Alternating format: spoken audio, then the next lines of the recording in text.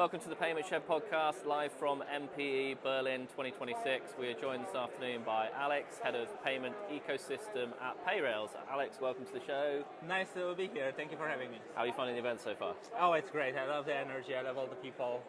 I love all the opportunities to have interesting discussions. We just don't like the flights being cancelled out of Berlin Airport. That's a different challenge for us today. Well, at least we made it. We made it here. That's the main thing. So we wanted to talk to you today around how enterprise merchants are seeing payments in 2026. What are they looking out for? Yeah, great question. In 2026, enterprise merchants are looking even more than they used to before at how to optimize their payment state, how to get better authorization rates, how to get lower costs, how to reduce fraud. Because the competition is increasing, AI is really pushing the pace of all the new entrants in the market. And as an enterprise customer, you really need to be able to build those moats and to stand their ground. And that you do by giving your customers the best possible user experience. And you need to be able to have enough money to invest in that, so that's why cost is important. So it's a mix of reducing cost and improving optimizations, but more than before, because AI is accelerating everything around us. I wanted to ask you as well today, right? Who owns the responsibility within an enterprise merchant for the payment stack? Is it still the CFO, or is it more becoming heads of payments teams as individuals? Like, where do you see that lying in 2026 again? Yeah, I think the trend has been over the last few years that there's always in a company one person responsible for payments, and this will be a head of payments. In some companies there has been this chief payments officer title, or more a joke. But the reality is that payments is becoming more important. The value that payment teams bring to kind of big enterprise customers becomes more clear, and that one person is existing in most companies. And whether it sits under the CFO or under the CPO or CTO or somewhere else, this is less important because payments itself is a cross-functional domain. You need to have a product, you need to build stuff, you need to have data, you have costs and you need to report them and you need to forecast them, and you have partnerships and marketing, and everything is under the same roof, all kind of rolled up in a lot of contracts and liabilities and terms, and that's payments. It's complex, it's a thing of its own. And you mentioned costs there, so I really want to ask you, do merchants truly know what they're paying today for payments? No, nobody has idea of what exactly they're paying. They have estimations, and some estimations are better than others. But the reality is, most players in the environment don't know. Even acquirers don't really know, because the way the schemes are charging is very complicated. The scheme fees are charged monthly, quarterly for transactions in arrears. So it's very hard even for acquirers to figure out how much a transaction costs. And then there's different incentives, different kind of FX opportunities that the acquirers might take. So there's some sort of inbuilt intransparency in the system. So because of that, nobody really knows what they're paying. And the better you can approximate what you're paying and the better you understand, then the more opportunities come up to optimize. But if you have no idea what you're paying, then I got this money on the account and that's it. How do you guys work to assist customers with that challenge? Yeah, we have two ways of doing it. One is we have built a product where we're taking the different settlement files from the various acquirers, and we're able to look into the fee reports and try to make sense of that. And the second one is we use artificial intelligence, but also human intelligence of our payment experts, our strategy team, that work together with the merchants to go through the data and try to make sense of what we're paying, where are opportunities to improve, and how can we set up the payments routing in a better way. That's really hard. Yeah, and that's great to assist. I think there's this notion that interchange plus pricing was a silver bullet, but actually reality is it's still very, very hard to understand, right? Yeah, reality is that interchange plus is just three blended fees on top of each other that are all kind of approximations. At least the interchange and the scheme fees. In Europe it's relatively easy because the interchange is capped, so everyone is charging the most they could. Reasonable. But the scheme fees nobody really knows, so it's kind of like a blended fee. And whether the acquirer figures out, there's some money that I got back after the quarter and all the fees have been paid to the schemes, they never go back to the merchant to give them back. So it's a blended rate. And yeah, this creates a lot of complexity. Pricing is one major challenge, but we're also in this state now, and it's very interesting being at a conference that's so merchant first. Many merchants now are maintaining and managing multiple PSP relationships. Yeah. What do we need to do as an industry to assist with that process as well? Well, I think the hardest part of managing many providers is really the complexity of everything else, not just the integrations. And maybe this is a problem of the orchestration industry, where maybe for the first 5 years we've only focused on, we can do integrations and we have like 100 integrations and we can authorize against like 100 endpoints and capture and refund. But payments is way more than that. It's really managing the data, managing the settlements, managing the chargeback. So the entire chain of events that can happen after you click buy now, because it's not just you click buy now and the payment is taken, but it's really what happens afterwards. How do you know whether it's going well or not? How do you know how much you're paying? How do you know if you're even getting the money? And in the end, if a customer has a complaint and does a chargeback, how are you able to respond to that? So it's super complex.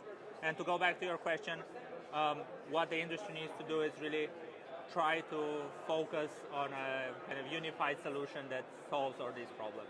Otherwise, you can just go with your single PSP, but then you don't get the benefits of orchestration. No, I agree with that. And where do you think merchants are leaking margin the most at the moment? Oh, I think there's a lot of potential in the chargeback space. This is something I've seen, and to be honest, I'm surprised coming back to this kind of, let's say, more operational topic after a couple of years of higher level work. I'm surprised by how merchants are currently dealing with chargebacks and how much opportunity is left on the table. We maybe make a mistake in the payments world, especially on the merchant side, a lot of times thinking about negotiating the last basis point out of an acquiring contract. And you really spend like 3 months doing business cases and back and forth with your acquirer saying, no, this is like 10 basis points, no, it's 9 basis points. Whereas on the other side, you're losing, 2% on chargebacks, and you're not winning any of them because you're not disputing them, or maybe you are disputing them in the wrong way and you're just end up paying fees. So that's, I think, a big opportunity to kind of improve efficiency and cost. Do you think the difficult nature of reconciliation, and we talked about multiple supplier setups, do you think that becomes a distraction sometimes to finding those marginal gains? Is recon still a big problem that we have in the market? Yeah, I mean, recon is hard. I've been with 3 merchants, and it was always a problem. And I think the biggest challenge merchants don't realize is that even if you close the month, that doesn't mean that you've closed it correctly. We've had this many times. Like I remember one time at one of the merchants that I had, we somehow missed the chargebacks. So we kept closing the month as if money was there, but it wasn't there. And then at some point we had to write off $1.5 million. And that's, it happens. Or, when you don't reconcile properly, we had this one case where we didn't know that our bank was surcharging us for foreign exchange because the money was coming from another currency, and we were charged 5%. And we didn't know, nobody knew. We just saw, there's the money, we're good. And at some point we're like, okay, but the money doesn't match. We go back a couple of months and it was like, oh fuck, we're paying 5% on all these transactions, and nobody knew. This is, of course, a mistake on our side. Whoever opened the bank account should have read the terms and conditions of the bank account. But this is what happens when you have such a decentralized setup, where you have like someone in treasury opening a bank account that has no idea about payments. And you have somebody in payments signing an acquiring contract that doesn't really know what the contract is. And we all thought, yeah, I'm processing payments, it's great.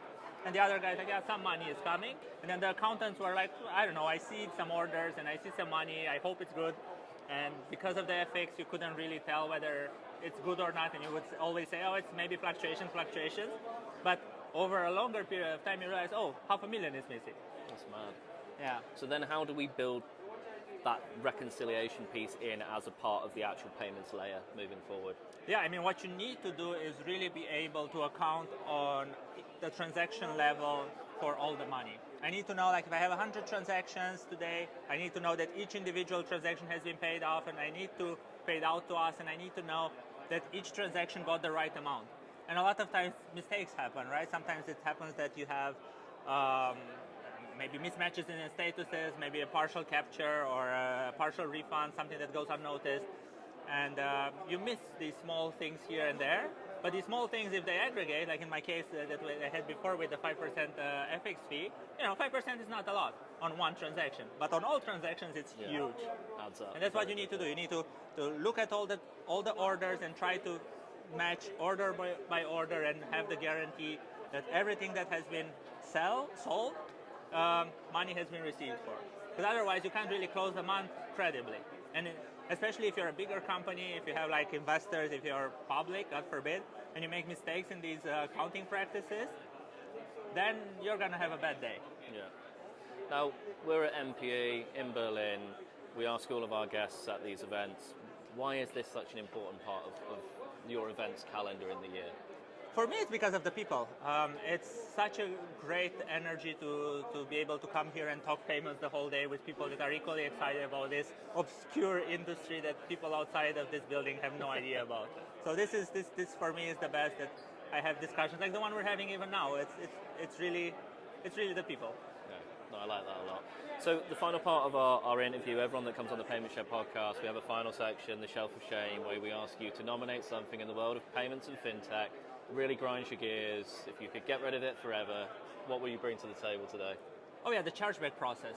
I love chargebacks. I think chargebacks are beautiful. I've never heard someone say that before. Yeah, I think they are really beautiful because chargebacks are the reason consumers pay online. Chargebacks give you the confidence to try any website that accepts, Visa, MasterCard, Amex, whatever, because you know that in case it's a fraud, you're going to get your money back. In case the merchant doesn't behave nicely, you can get your money back. So it's a really important tool of building trust, and this is what payments is about.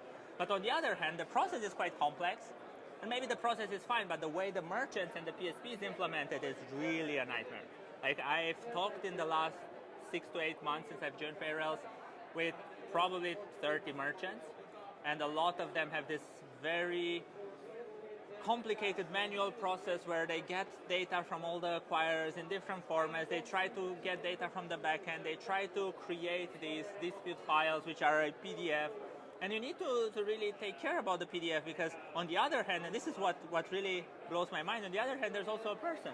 I always tell my team that the main way we're going to build a good product in chargebacks is if we create the best representment file, so that the old lady reading it on the other side of the screen can understand what we're talking about. If you're just creating some nonsense and sending it there like we don't agree with the chargeback, she's gonna be like, yeah, this is my customer, or this letter that doesn't mean anything.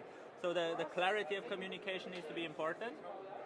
And the whole process is broken. And I'm hopeful that with the product that we're building and the other products in the market, and hopefully the issuers will start being able to automate a bit on their side to improve accuracy, right? And to make sure that they also adhere to the scheme rules. Yeah. We'll be able to help all the merchants and all the consumers, because in the end, you want the consumer to be happy. Even as a merchant, I don't want to win all the chargebacks. I want to make sure that the consumers get the best experience. I think it's a great one. We've had chargebacks before, but that was more chargebacks just as a tool in general, whereas I think yours is more the process behind them. The notion of why the chargeback exists is still a good thing, but let's fix the process and make it easier to manage from both a merchant and a consumer point of view, right? Yeah, exactly. Brilliant. Well, I've enjoyed this conversation a lot, Alex. Thank you very much for joining us on the show today, and enjoy the rest of your event. Thank you so much. Thanks for having me here. Love talking to you all.